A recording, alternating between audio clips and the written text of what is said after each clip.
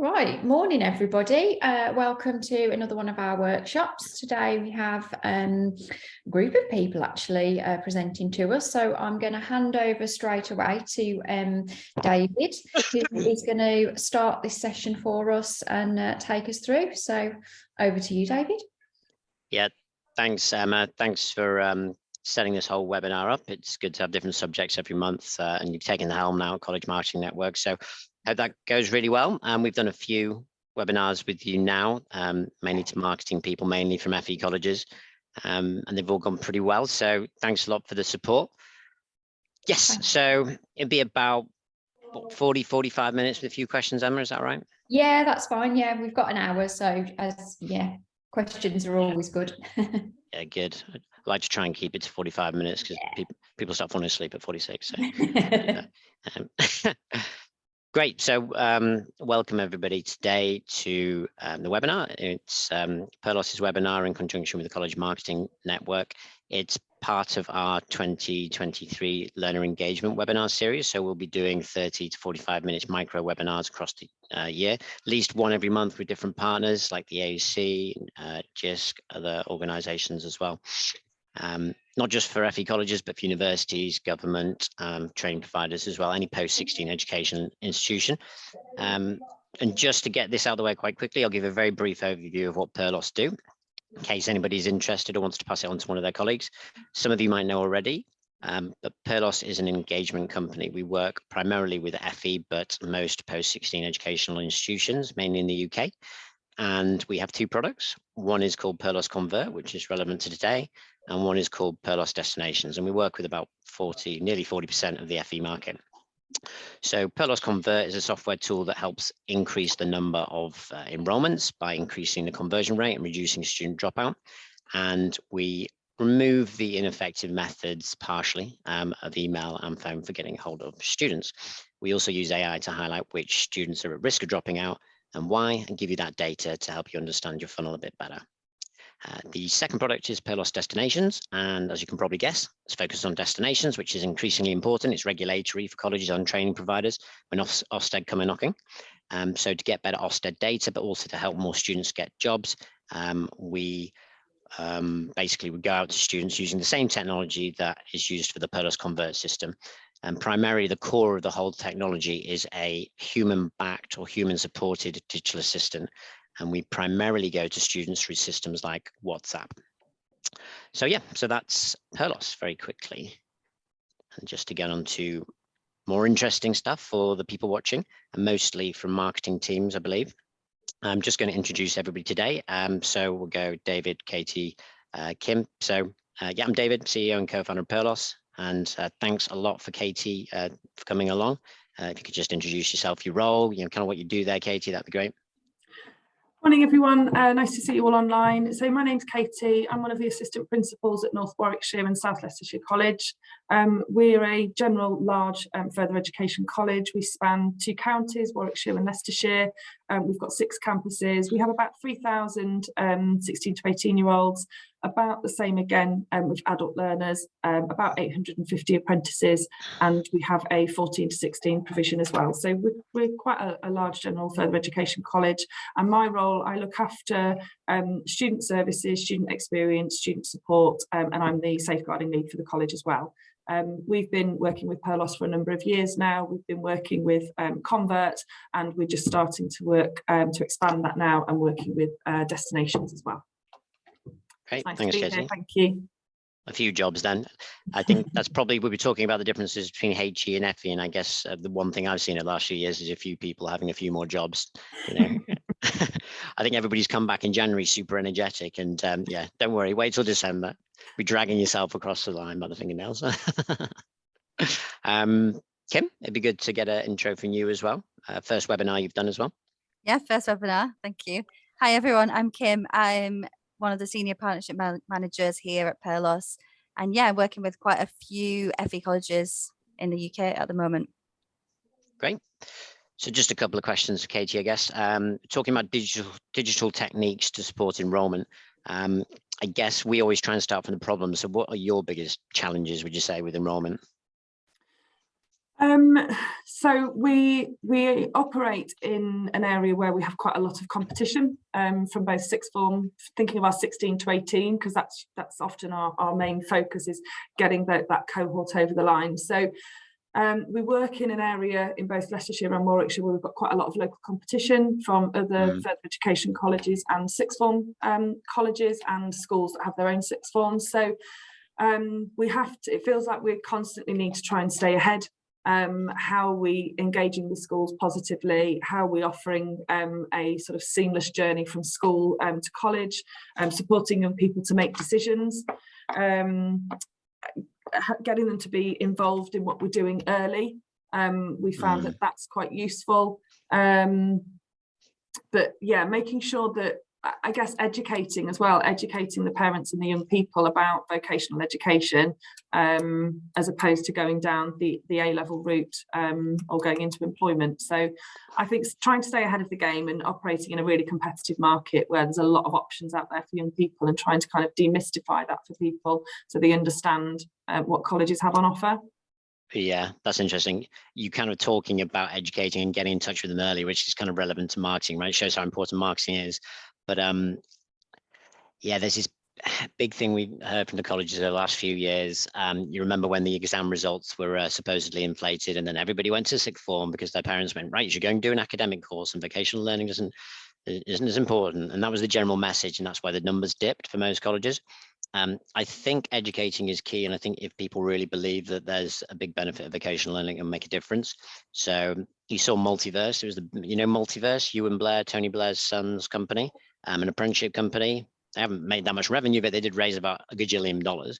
And their whole premise is that there is an opportunity other than going to university and all the academic courses, and there really is, right? Vocational learning is the backbone of the country, and people are getting a little bit annoyed at going to uni, paying 10 grand every year and coming out with the same or lower salary than somebody who did a 2-week boot camp to get a Google certification course. So I think that whole mindset may be changing in the students as well as the staff, as well as long as everybody believes it and educates. I think that's really important. So that's interesting. Yeah, okay. So educating, an important point. And what about trends you saw last year that were difficult? I know we saw quite a few, but interested to hear what you thought. So I think people really enjoyed being back face to face. So we've continued a blend. So thinking back into lockdown, which almost feels like a million years ago now, but just like everybody having to do everything online, remote, virtual, we learned a lot, as did everybody in those times, about what was possible. So we've kept some of our digital engagement strategies. So we've kept some of that. So last night we had a Facebook Live running about applications and how to apply to college and what does that process look like and what does it need. We've seen our attendance at open events this academic year just soar, ready for next year. Oh, really? The early ones as well. So we noticed in October, where you're just feeling like the dust hasn't quite settled on the new academic year of the new students in. You've got your first open evening and you've got 100 people queuing at the door to come in, which is great. It's great to be busy and great to have those busy events. So we've seen a real increase this year in physical presence, and I think people are really enjoying getting out and coming back and doing things face to face, which is great. But we recognise that people do have busy lives, and some people don't like doing the face to face and like that combat. So this year we've had to find that right balance between what we do online and what we do face to face. So we've still kept some virtual open events, we've still kept some virtual and online events, as well as doing our physical and face to face as well.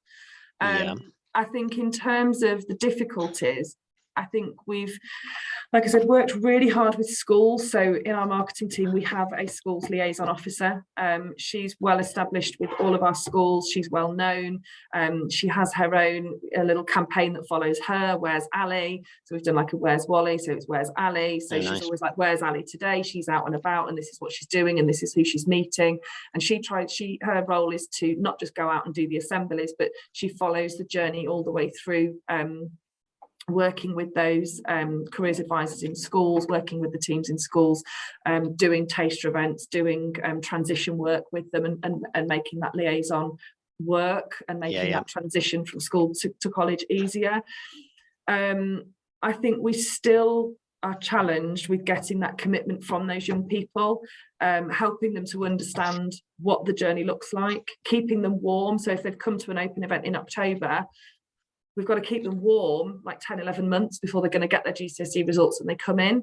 So I think the challenge for our marketing team and for us is in curriculum is how do we keep those applications and young people warm so that they do come and enroll with us. So how do we make sure that they are converting to an enrolment? I think there's lots of myths out there this year, this summer. So the September enrolment that we've just done, there was a lot of young people that we'd found out were being told accept three offers at 3 colleges because that's the thing to do. And they're like, where did you get that piece of advice from? So I think we're constantly having to educate about the application process and the journey of applying to college and coming to college. I think with universities, it's very clear, it's well established with UCAS. This is the process. The window closes, you apply, your results, it's clearing. You know, it's a national process. Whereas I think with colleges, we don't act in a national way where we all are synced and we're all doing the same thing. Everybody has slightly different ways of doing it. So if you go to the college down the road, their process for keeping warm and applying and interviews might be different to ours, and I think that can be confusing for them. I mean, I'm not about to put I'm not lobbying to put a national thing out there or anything, but I understand how it can be confusing for parents, carers and young people going through that journey. I think it's helping them to understand that, you know, there is a place for them here. Whatever the level, we are here for them. We're not trying to dumbfound them in any way.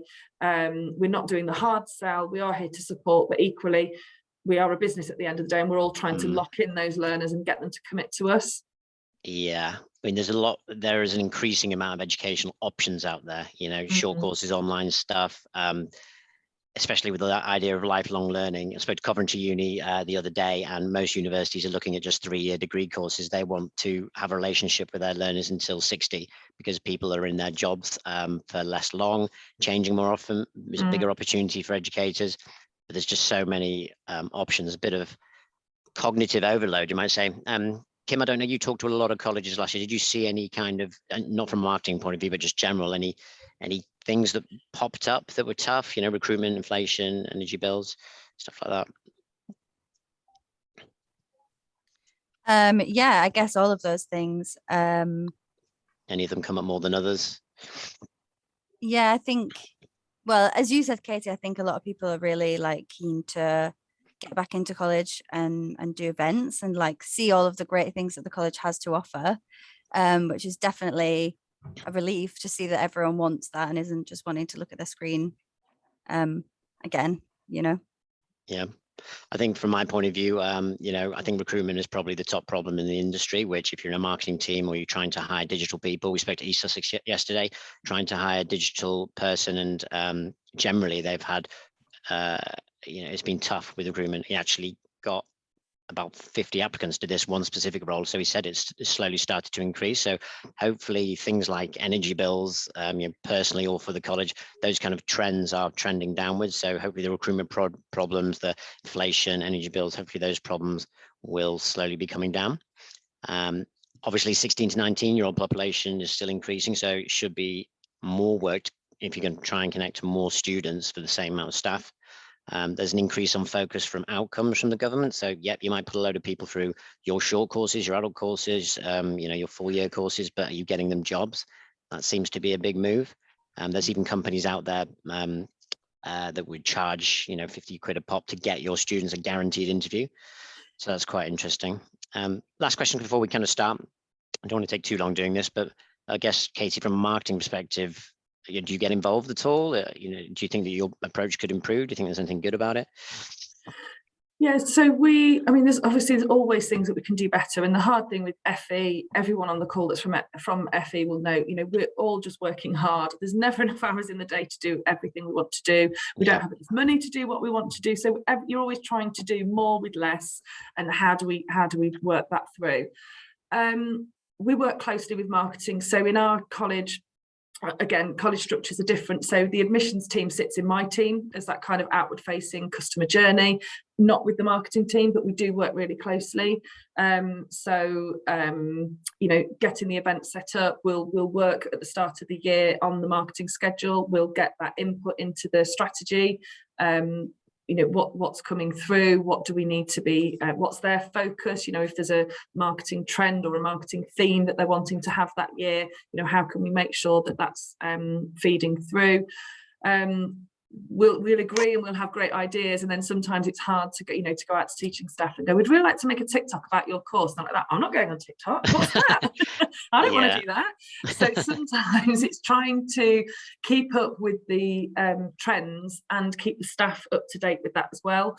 Our marketing team, as we work really closely together, they like to be able to understand what's going on so that they can project that in the right way with our prospective students, whatever, you know, whatever their age is and whatever product it is that our customers are buying from us. I think just picking up on something that you'd asked in there about the sort of the changes, and what we're seeing is financial deprivation. We're seeing more this year than we have ever seen. Yep. We're also seeing we're having to adapt our curriculum and so adapt our marketing strategy in line with that. Is those young people that disengaged with education through the pandemic. We've seen a growth in students' numbers coming through where they just they didn't engage in education for 2 years, and they're not coming through with any grades at all. So we've had to adapt our curriculum to put programs on so that they can access college in the right way. And it was almost at some point we were kind of scratching our heads a little bit going, we don't have the right program for that, because we have foundation learning, but that's real focus on SEN. These young people don't have SEN needs, but they haven't engaged in education. So having to really adapt in the college around our approaches to behaviour, to conduct, how we're helping these young people to reintegrate with education. So educating ourselves on that, because that's not something any of us have had to really do before. So it's constantly reacting and trying to get ahead of the game so you've got all the right things in place. Yeah, that makes sense. Money's a big issue this year and last year, and also marketing people usually would like data. They like software systems, like automating. I usually write down what is the longest manual process we have and try and automate it. If we over automate, things get less personalized and don't work as well. So it's a bit of a balance.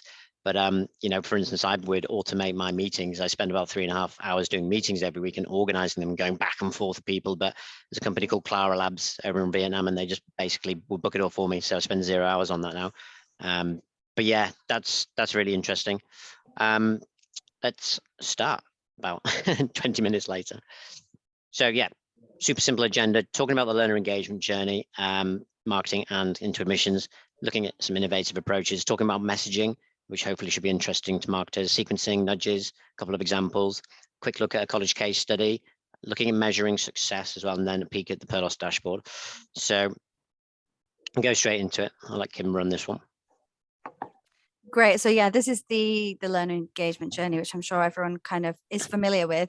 Obviously, the applied stage is where a lot of marketing events happen in this time, open days, taster events, things like that.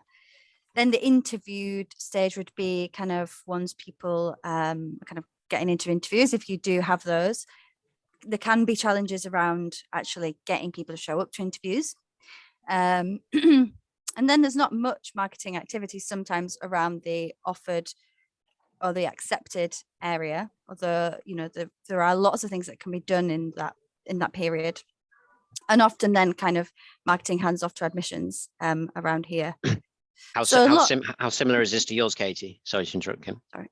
Yeah, pretty much identical. Yeah, so far. Yeah.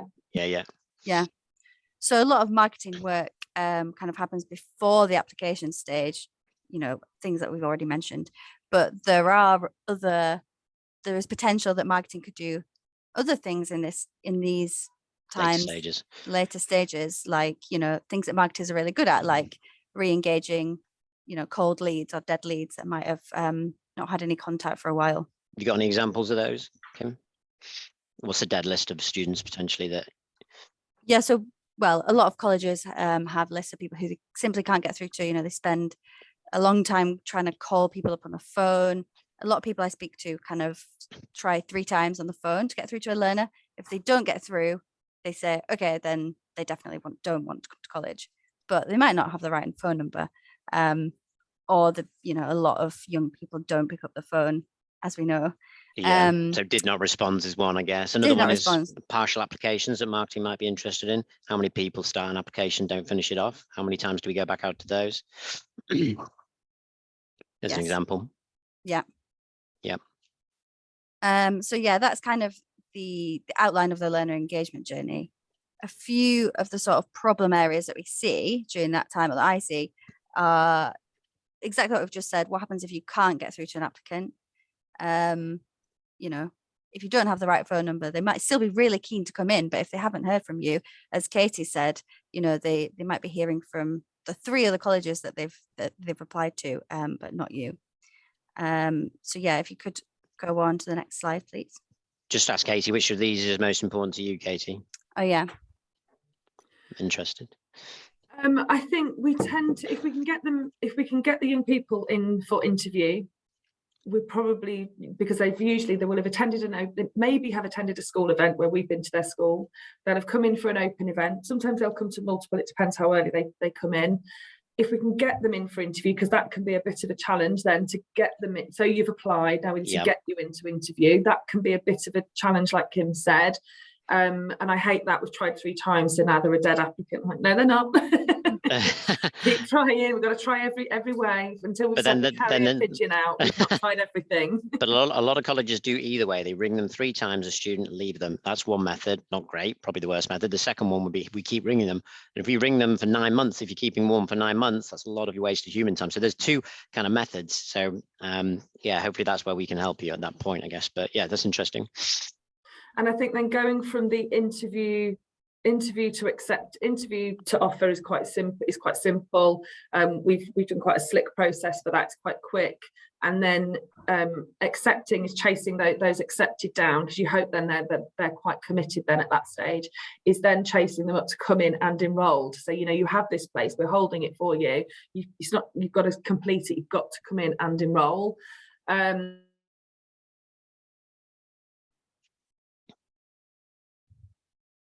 Blimey. Is that me or is that Katie? I think that might be Katie. Ooh, she's frozen. I thought that was me. I was stood in time. Well, we can carry on and let her come back in. She's making some good points. A quick point I would make on this is that just like Perlos, if we're managing our sales process, it would be demo to getting a client, and demo would be the start and client would be the end. So for a marketing team or admissions team, most people will look at how many people applied to how many people enroll. What's that conversion rate? Other colleges might measure a few of the interim stages, but might not get down to the depth of what are those interim stages. Do you know the conversion from stage 1, stage 2, stage 3? And we also see some big drop-offs at interview stage and enrollment stage as well. Yeah, interesting. Okay. You want to go through this, Kim? Yeah, okay, so we've kind of spoken about the problem of getting through to people, and do you keep calling them, which is a waste of time, or do you just give up after 3 times, which isn't very effective? But another big problem I see is colleges sending campaigns too late. So you can see on here on this this kind of graph, like a timeline of when people send campaigns, and you can see at the end after the start of terms during the 6-week period, a lot of campaigns get sent out, which is great, but it's better if the campaigns are sent earlier to kind of make sure that people have got the right resources and contact that they need before they actually start. And some of the best clients that we see are the ones that are sending kind of 2 times that number before the start of term. Yeah, twice as many campaigns at the peak time around kind of July, August, but also getting those campaigns out a couple of weeks earlier. If you maybe ask somebody if they're on the right course or not, especially when they've applied for 3 or 4, if you ask that a couple of weeks before the 6-week period rather at week 5, that seems to have had a good effect. Yeah, and we know that the earlier applicants are kind of the more engaged ones. So if they're getting contact from the other colleges they've applied to and not you, then they might be more likely to go down the road. And this slide, I'll let you go through, Kim, is I guess from a marketing point of view, marketing isn't just to get students in to college, it's also to keep them in college, and when they leave, keep them connected. People who've left college, especially if it's adults, part-time courses, they can come back and buy new stuff. So this is about the whole journey, right? Yeah, exactly. So before they start, it's kind of key to understand the candidates, the cohort that have applied, their reasons that they might not want to come in to college, and basically kind of kindle a bit of a relationship with them before they come in, so they feel comfortable once they start. Then once they're starting, obviously we want to keep them past the 6-week period, but also, you know, to qualify. That's why we're all here. So Solihull, this is an inbound chatbot we created for Solihull. What, the second image? The second one, yeah, here at the on-course retention part. So that means that they could program loads and loads of FAQs so that their learners could access the knowledge that they needed when they needed it, without the staff having too much time spent on, you know, answering lots and lots of very frequently asked questions. Yeah, and we had 4,000 out of 6,000 students use that in 3 days, which was quite good. So if you imagine as a marketing person, from a student point of view, first day of term, you walk through Solihull College, there's big leaflets up saying you can jump on WhatsApp and type in "get started" as a keyword and to kickstart it, and it'll come up with all of these options. And then you can go through the whole flow, and it's fully automated. So that engaged students massively, but it also costs 0 hours of staff work, which was quite useful. Yeah, interesting. What about before students start? Admissions applications quite important around now. What kind of risk reasons do you see? What are the reasons that colleges think students drop out, and what do we see? Yeah, well, a lot of people say, you know, that there's a lot of competition in the area, and that is a really key point. But there are many, many reasons why students drop out. We had a client in the Midlands who reached out to their learners to find out how they were feeling about their travel into college. So, and they found that about 26% of their applicants were worried that they wouldn't be able to come into college every day. They wouldn't be able to afford the bus, but they had a free bus service. So that was a way of kind of finding out those problems and connecting the learners with the resources that they needed, or the applicants with the resources they needed to convert them. So it's really good to help convert them at that time, but also plan for future and understand why people might go elsewhere. Yep. And what about destinations? Why do you think the colleges would, you know, market to students after they leave? You know, why do we do that? Yeah. So, well, when we're getting destinations and new learners, it's really important that they know that they're making an informed decision on the course that they're making and what they can do with the course. So obviously we need to know what your learners on each course has gone on to do after the college. Yeah. Well, what are the main problems that we solve on our destination system, out of interest? Just how do colleges track destinations normally, and what are the issues there? Well, most clients that we speak to are kind of using the phone a lot to track destinations. Often they've got their tutors calling or admissions teams.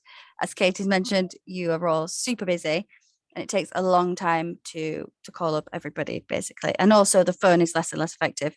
So those are the two kind of main problems. It takes a long time to call everyone, and it's not as easy to gather the data that you need for that.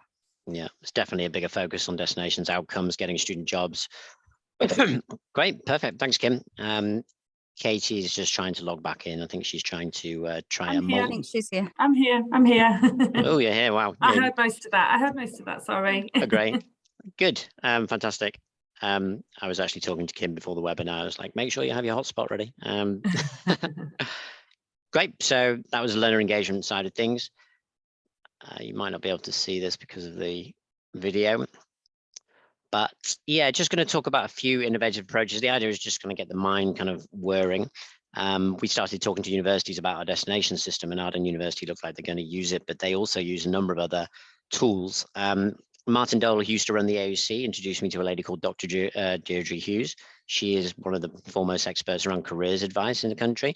And she's an OBE, and she's created as a kind of swan song this chatbot. She did it in conjunction with Nesta. It's called CC. You can go and play with it now on the Arden University website. In fact, I'll probably just do that right now. So this could be used for lead generation, to getting people who are looking at careers but maybe don't have that skill level or degree or course level that they need to get that job. Could be used for people who are changing jobs or developing their career. And this chatbot's fully automated on the website, so it will scale a careers team greatly. You can do things like send skills assessments directly through the system, get CV and career support. You can look for training courses. You can even look for local jobs in the area, depending on where you are, and it'll pick up your IP. So this is on the Arden University website, and it can refer you to a human as well, which is possible depending on your scalability. Okay, I'm gonna have to copy and paste that, but show you what it looks like. Do you do much around the career support side of things, Katie? Yeah, so we have a careers advice and guidance team. We deliver most of it ourselves in-house. We do work with some local agencies, some local authorities to come in and do some workshops with students as well. But yeah, under personal development, it's expected that, you know, we will work with our young people to help them to understand what careers are available to them, how they can move through, what's their career path, how are their individual targets mapped towards their career goals, so we can be seen that we are helping them to get there. And yeah, loads of work. They're manic at the minute because the UCAS deadline is next week, so they're manic. All the lastminute.com people who come out go, oh, I've just decided I want to go to uni, I might put an application in. We work with Think Higher and organisations like that to support that process. So yeah, we do a lot of, we make sure that every single study programme, so every course that we have for young people has employability elements within the programme, either delivered within curriculum or delivered externally. We do careers fairs for young people. In National Apprenticeship Week, we'll obviously talk to them about apprenticeships. We do visits out to HE fairs, get guest speakers in from universities. So yeah, we do a lot of work around careers and employability. So this is just an example of, you know, the way that you can kind of scale your team, because, you know, with less money, less staff, recruitment being a big issue, it's got to be a few thoughts around that. So I'll send the slides around after, and people can just go and play with it. Smooth transition there. So yeah, that's one idea for careers, because I thought it was worth bringing up, because 54% of our questions during admissions are around careers and courses. Not surprisingly, people want to, you know, a lot of people want a job at the end of the day. That's the idea. Obviously, our messaging, you know, we use AI, we use automation. I think one of the biggest things that we've done over the last couple of years is we have A/B tested about 40,000 messages, mainly with FE students, to see what they do and they don't like. You know, we initially tried quite a few emojis with 16 to 19s. Turns out they don't like it. But, you know, after a couple of years or a few years, kind of know what we're doing now. What they do like is they like very short messages, and what they do like is WhatsApp over email. We used to use WhatsApp about 99% of the time. Now we use it about 80% of the time. SMS it will revert to if you don't have WhatsApp, and then we will follow up with other methods like email before phone, but phone is the last one, and that's the approach. So multi-channel is the best approach, and you know, that mix will always kind of change.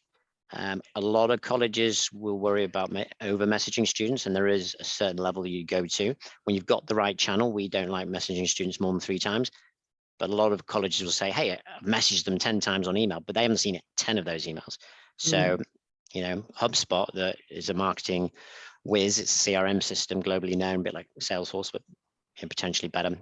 You know, they say you should contact a sales prospect 7 times a week on 3 different channels, and it's only because they only see one of those. So which of those channels are they seeing? I think it's quite important, and it is a balance. So in terms of what we've done on our messages, we've done a lot of A/B testing, but we think about a number of different things. So we think about tone, think about the length of the message, think about when we actually send messages as well. The channel, you know, WhatsApp, email, forms, web, phone, and all of that kind of combined. So we know that a 16 to 19-year-old student will have the best chance of replying to us weirdly at 9:35 on a Friday. Generally, it'll be on WhatsApp. It'll be a super short message, and they'll just want a little flow of questions before they talk to a human. An adult will want a slightly longer message, more professional. And actually, they're very highly engaged on WhatsApp. We even did an over 50s message for the Learning Curve group, which you might know. It was for their taxi driver courses, security guard courses, and they were higher than the 16 to 19-year-old group. So kind of interesting, but the amount of effort to answer a number of our surveys is, you can get most of our surveys done within about 20 seconds. other than logging into a Tribal Pro Solutions email, having to log into your system, going into the system, you know, and then having to have a conversation with somebody over the phone, which you may not want to do. I did put the Chat GPT link down here. I think a lot of marketers, you know, unless they've been living under a rock in the last week, will know Chat GPT.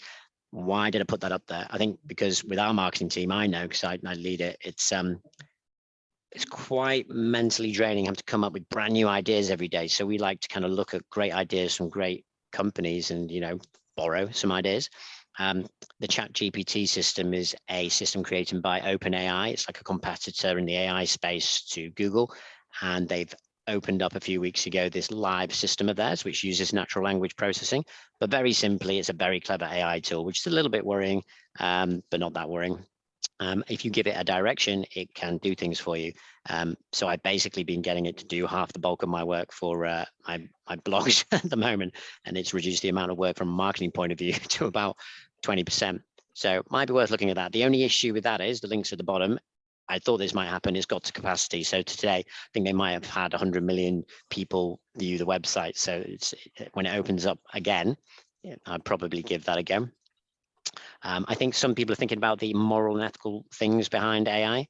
I don't know what you think about it, Katie, but for instance, good example. Hey, what about my students? Are they going to use this system to go and create and plagiarize an essay and not do any work? And I researched this, and a few students have done it, and it got through Turnitin. You know, Turnitin, the software system that checks up. But pretty soon, OpenAI are going to create a watermark that digitally says that you know, this is plagiarized system, so there's not going to be any issues. But how do you kind of approach innovation? Does it kind of boggle your mind, or do you think it's really important? Like, what are your thoughts around that? I think we see a mixed response to it, and it's not about so with staff, you've got to onboard the staff. So if it's around teaching and learning, you've got to onboard the staff with that. I think anything around you know, sort of innovative systems, processes is welcomed by everybody, because I think we tend to be in public sector quite clunky with processes. So I think things around systems and processes works well. With our students, though, we still see a mix. So I think is not taking for granted thinking that all young people live on their phones and all they want to do is everything digitally. They don't. Some really struggle with things digitally, and that's not just about SEN barriers. That might just be that isn't their preferred way of learning. They don't like doing that. So I think we still forever try and find that perfect balance. I'm not saying we have it, but it is just about balance all the time, is having some technology, helping them to understand that technology will be in their lives forever and is ever changing, and so they need to know how to use it and be ready for it. But there are lots of human elements that are needed as well, and to help them to learn, but also to help them prepare for the future. So I think it's about balance. We embrace it, we try it where we can afford it, we bring new technologies in, and we have a good blend of staff, I would say, who embrace it, love it, use it. But even if, you know, they are, you know, really techie staff, they know for their learners they've got to be able to do some more manual, less techie stuff for their learners. So I think it's forever about balance and trying to strike the right balance. There's that tailored approach. I went to I think it was, I don't know what event it was, might have been just Digifest, but basically they were sat up there with Western College's John Hofgartner, who seems to do a lot of events, which is great. Yeah, they might have him on payroll. There's a lady from Barnsley College who was there. Barnsley, you know, got outstanding. They've done really well. They've got really good vision, structure. But they mentioned something quite interesting when they were creating Microsoft badges for their staff, for their tech competency level. At least half the staff didn't have that competency at all. Nearly all the staff had finished the first badge and they had to extend the levels, but some of the teachers didn't have the confidence to teach the students the digital things that they needed to know, because they didn't have any idea about themselves, and the kids and the students are just way better than them naturally. And it was interesting, but they did one approach where one of the teachers went in and asked the students to explain how they would use digital at the front of the class instead of the teacher. The teacher would learn, and she was quite open about that. And they basically taught the rest of the class. Bit risky, you know, you've got to have one of the teachers at the front of the class as a kind of leader, but I thought that was quite interesting, flipping that on its head, and not be, it's kind of around the confidence of being okay that somebody who's 16 is going to be better on TikTok or WhatsApp or whatever than yourself. This is some of the stats. I mean, just generally the stats show that this is people between 15 to 25 years old using WhatsApp. Some people in the first year or so of our company were like, do people use WhatsApp? So the stats are just increasing. It's got something called network effects, where it's basically taking over text. But network effects is when more and more people are on the system. It becomes more useful to the people around it. When your friends and family are on it, when a bigger network of people are on it, you're more likely to use it. So YouTube, Facebook, WhatsApp at the top at the moment, changing every day. So, but that gives you a bit of an idea. So this was my brain dump slide, but we've had a lot of conversations over the last year or so. It's worth kind of mentioning a few things. There's a number of lead generational learner find companies in the country. MarketSmart is one that's been used by a number of colleges, Shrewsbury, Portsmouth. Do you use anything for filling out marketing funnel? Do you use learner find organizations or anything like that? We have done with our adult learners, so with our online learning and with some of our adult programs, but we've had mixed responses, I would say, with them. So it's not something that we rely on. It's not something that we use year in, year out. It's it's not naturally there with us. We sort of pick it up and put it down a little bit because it's not. We've not had massive success from it, if I'm honest. Yeah, differing levels. I think some are better than others. But in terms of the mindset, there was a company about 3 years ago which got very successful in FE in Australia and England. It was called Acquire Learning, and I think the ways they were doing certain things weren't quite right. But the idea around their model was that they would talk to all the biggest job organizations across the country, 20 or 30 of them, who have already got networks of the type of people that might want to come to a college, but they just don't know that further education college or the courses are available. And so this company, private company, selling to FE to find more learners, they linked in with these job boards, and they would basically have a lot of learners sent through to them that weren't quite at the level for the job that they were saying that they wanted. And then they offered them up jobs from the further education college. And that basically brought a deluge of students into the market. So that was kind of an innovative way of trying to find leads from a new spot. As a company that what we're seeing in a little bit of a trend, and it probably take a while, is Tribal Pro Solutions of the MIS systems, but there's also HubSpot. People are moving to HubSpot a little bit more in FE. We had a few colleges like Shrewsbury wanting us to integrate into the system, and HubSpot's very good for triggers. There might be a few people in marketing that are using it at the moment. It's very, very powerful for triggers, can save a lot of time. There's also a company called HubGen Marketing that we work with as a consultancy, works with most colleges and also with a lot of independent schools. But if you go to their resources page on the HubGen website, they have a lot of useful resources on there as well. Nearly every single college we talk to uses Microsoft Power BI. Do you use that for reporting at all, Katie, Microsoft Power BI, or do you use other systems? No, we don't. No, we don't use that one.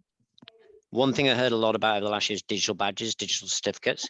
I don't know if you've done them, but not just for your students or your staff, but even employers. So Bath College told me that they're actually starting to give badges to their employers to increase those relationships there. Like I said, Barnsley came up with Microsoft Educator badges for their staff. Nearly every staff member went through it to increase their confidence on tech. There's a company that I introduced to Arden University and a load of universities called Verified, and they do blockchain certificates and badges, because you can get to the point where you can hack and copy these badges. So when you're based on the blockchain, it's impossible to do that. So that was interesting. And there's a company called C Learning that I know quite well that works with Google Cloud and works with FE colleges. And they partner with a company called Maps People. And Maps People, what it does, it basically would show you a 3D map of the college, and then it would show you where to go. So you can actually find in the place to enroll, you can actually find your class and not be late. So there's a couple of cool ideas there anyway, just to kind of get the mind going. One thing that is quite good, which a few people probably looked at, is the digital elevation tool from JISC. I mean, they know digital, they know the FE space. They're working with probably every single one. And this is quite useful because if you actually look at the digital elevation tool and get your whole team to look at it, what's quite good about it is that firstly, it focuses on people and leadership before actual systems and tools, but it would go through a number of different areas, things like digital leadership, digital governance, pre-arrival learning and training, destinations, curriculum, assessment, cloud, cybersecurity, all the important stuff. And then it would talk about competencies, not about what software to buy. One of the competencies is linked to nudge messaging, where Perlos comes in, but they can actually direct you to the kind of tools that can solve these problems and make you competent in these areas. So, I would suggest that everybody look at that and just figure out where you're weak and where you're strong. And the link's there as well. Last bit on messaging. This is just an example. What we're doing now is we're automating long flows of messaging for students at FE colleges, and we're organizing these automated flows so that you can press a button and just send a flow going. So this is an example, and this is a missed interview example. And a lot of colleges, nearly every college with us, will message students who have missed 2 interviews, and they'll message them on WhatsApp because they're not getting through on email and phone. So, hi student, is everything okay? I noticed you've missed an interview with us. What do you want to do next? This is on WhatsApp. Please book another interview, press 1. I'm still feeling unsure, press 2. I don't want to apply anymore. And that third one's really key. You can now discount them and know that your marketing numbers need to be increased. So after 10 days, if they've replied 1, yet they want to book another interview, have you booked it yet? Chase them up. Yes, no, I've already attended. Just press 1, 2, or 3. Same one if they replied 2, if they're still feeling unsure. So you weren't sure before if you wanted to attend. Can you still book a new interview? What would you like to do? Please book an interview for me. I need more advice. Need more time to decide. I don't want to apply. And then if there's no reply, the only other option, we didn't hear back before. Do you want to book another interview with us? Yes, no. Yes, not sure. No. Super simple. That's an example. And David, just on that, and then I know you're going into nudges now, that has been key for us. It's been we've had so much value from that to know that our students are receiving those messages, and the ability that, like you said, they can just reply, 1, 2, and then there's the work that we do then off the back of that. It's just been invaluable because it just took, that is like a whole person's job that you couldn't even write their job description for people that need to go and do that and do all that chasing and that daily getting people down. And like you said, young people can't always explain it, don't always know. They just forgot about their interview. They can just say, yeah, I need another one. We saw the best conversion rates we've had this year. And it was so much easier to track, like you said, then going to that fourth one that you've got on there is, actually, do you know what? I've changed my mind. I don't want to come to that college anymore. Great. We know that we can move on. Yeah, thanks for telling us. Yeah, absolutely. It's great to kind of actually find out what you're dealing with, because what you don't want to be doing is working with 10,000 applicants. You're only going to convert 1,000 of them, but you're spending all this time with all those students or those applicants that are never going to come to you. So it was great to kind of go, do you know what? It doesn't matter what your decision is, just tell us, because then we know what the next step is. We saw a really good return rate on that type of messages, and it really helped us in terms of our planning. In terms of curriculum numbers, group sizes, how many students would be coming through, who could we, what were we expecting at the end?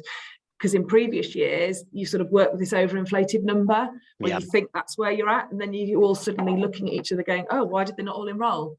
What happened? Whereas we don't have that anymore, because we're working with a much more accurate data set with this type of messaging. Yeah, it all comes back to data, I guess, doesn't it? Which is sometimes hard to get. From a marketing point of view, I guess, well, even admissions, right? Whoever's chasing these people, it's hard to keep chasing and keep remembering. If I send a company that was interested in having a meeting with us to Kim, initially the first few days, it's like, yep, really hot, really easy to follow up. But to keep following up 5, 10 times, especially on a channel that's not working, is just a lot of effort, and it just doesn't work very well. I know I said 45 minutes, but we're a bit over, so I think I'll probably be quite quick. But one point for marketers is, if you are down on numbers, because a lot of students have pressed 3 in that last messaging sequence, then you might do some more marketing. That's a good solution. And what does that mean? Might mean let's get a couple of events in, late in the day. And what do we see with events? What we see with events is, like you said, loads of people coming now. Great. They want to go out and see people. More students. We've seen more students apply to more courses and more educational institutions. So how many of those really want to come? A lot of the colleges we see would just feel comfortable when they filled out an application. So if you do run more events because you're trying to get more students, why don't you be a little bit skeptical and ask them the same question? Try and get a no from them. Are you sure you want to come? Which other colleges, are you going to see? Which is, your favorite? So instead of just getting students to come to an event, which our WhatsApp system can help with in terms of turn up, we got up to a 90% increase for taste days for our own group. So if you get more people, they're great. But when they're there, if you're going to, support them in filling out the application form, great. But after they've filled it out, how long is it until enrollment? Are they definitely going to come? Are they applying to any other college? I think maybe a few automated questions around that would allow you to figure out that actually you haven't hit your numbers and you need to do another event. So that's a way that we've helped and support some clients. I mean, these are general nudges. So some of the dead list would be partial applicants, people who don't turn up to enrollment. Event reminders I've talked about. Are we your top choice as a college? Are you on the right course? Swap, don't drop is something every college does. So let's try and do that early. And then starting from day one at college, most of the staff will be crazy busy. So digital stuff drops a little bit. And one of the biggest dropout reasons we see is anxiety or mental health issues during the 6-week period. Things like friends not being there, being at another college, being on the wrong course. So the 6-week period, we really try and get clients to set up in our roadmap campaigns earlier. So set them up 3-4 months before. You know what you need to send and when you need to send them, and just get them to go out automatically in the first couple of weeks rather than scrabbling in the last second. Quick case study. Kim, you can go through this if you like, because this is, I think your client. Yeah. So basically, basically our onboarding time is kind of like it requires setting up on WhatsApp initially, but and that takes up to 6 weeks. But yeah, these are some case studies from Hugh Baird College in Liverpool. So an enrollment reminder message, that is one of the most effective areas I would say that we can work on enrollment. People forget when their enrollment is, or they don't show up on the day. But Hugh Baird sent this enrollment reminder message, hi, just to remind you, your enrollment time is, 10 o'clock on Monday or whatever. And they got a 73% response rate, which is really, really good. Exactly what Katie was saying. Even it's good if they're saying, actually, I don't want to come in. I'm going somewhere else. So that's a really successful kind of area that we work on. And then an unconditional offer message. Again, everyone I speak to finds it really, really difficult to get people to simply accept or decline their offer. And again, that's really difficult. That makes things difficult because you don't know who's going to show up in September, how many, you're going to be working with. So this is another really useful campaign that we encourage people to run. And yep, Hugh Baird got 67% response rate, which is really key. And 80% of that 67 were saying, yes, I really will be here on enrollment day. So that gives them the data to know that who's coming, but it also kind of helps to engage with that learner and build a relationship before they actually come in on enrollment day. Yeah, exactly. Great, that's pretty much it. This is just an overview of the Perlos dashboard. If anybody wants to have a demo, they can go to the website and click on that. Admissions is coming up, but we also do destinations. So anybody interested, let us know. Katie, I don't know if you've got any last points. If anybody wants to put any questions in the chat, I can try and answer them now, or wants to email us, you can just email ask@perlos.com. How kind of ramped up for admissions are you at the moment, Katie? Is it all feet to the floor? Are you thinking about budgets and stuff in March, April? No, admissions it's manic. Interviews are taking place. It is manic. So yeah, so we've already done 2 major open events. We've got another one first week of February. Formal interviews have already started for programs, and we're already starting to manage where we're seeing an excess of applications, or more than we would think. And how do we react to that? And do we need to be considering expanding in some curriculum areas based on the numbers that we've got coming through, which is great. Starting to monitor those trends, but seriously, we wouldn't be where we were in terms of that, monitoring those applications coming through, if we didn't have an automated system doing it. What if you do get too many people for a course? Can you, if you've got enough space in the buildings, can you get another teacher? How do you expand that? It depends on the vocation. It's harder with areas like engineering, electricians, construction. That's tough because the infrastructure that you need to set those programs up. But we've just having to think out the box all the time and try and be quite clever with how we timetable it. Other areas like business, IT, health and social care, early years, sport, those sorts of areas are a little bit easier to expand because they don't need the same physical infrastructures to set those up. But I think, like everybody, it's a national thing, isn't it? To go out and get an electrician, another lecturer to come and teach in engineering or electrical installations is, we're thinking we'd have more success in building a cloning machine, if I'm honest, because they are tough to come by. Tough cookies, So we're actually just working on how do we ensure that we get the best candidates we can for the places that we've got, and then focus on other areas. So it just depends really, but bearing that in mind and trying to look at the LMI data in where do we see trends going in terms of where we're going to continue to see those peaks and where is it worth us seeing that longer term investment. Yeah, well, exactly. I was going to say the same thing. LMI, labour market information data, MZ, the economic modelling company, RCU Vector, that is working in partnership with the AOC. You look at your data at the start of the year for all of the next year and plan how many students you're going to get on every course and then get your funding off the back of that. But how good is that planning? Also, what about recruitment planning? There's obvious things around things like construction courses. There's the corporate construction companies are offering better salaries, very hard to keep construction staff. So where are you realistically going to be able to scale? I always thought that there was the ability for more online learning with the colleges, and I actually know a few things that are coming that might push that along a little bit. So I'd probably persuade a few people to think about that, because that is unlimited scale potentially. But yeah, that's great. That's it. I don't think anybody's got any questions. So if you want to email them, you can do. We'll send a recording around. But thanks a lot, Emma, for having us, and you'll send a recording through your email, won't you? I will, yes. Thank you very much, everybody. That's been great. Great. Hopefully something useful in there. Definitely. Yeah, I'll upload this to SharePoint now for all the members. Great. Really interesting. Got one comment. Great. That's good. Lovely. So one person not bored. All right, Emma. Thanks a lot for today. Take care. Thank you. Bye-bye. Nice to see you all. Bye-bye.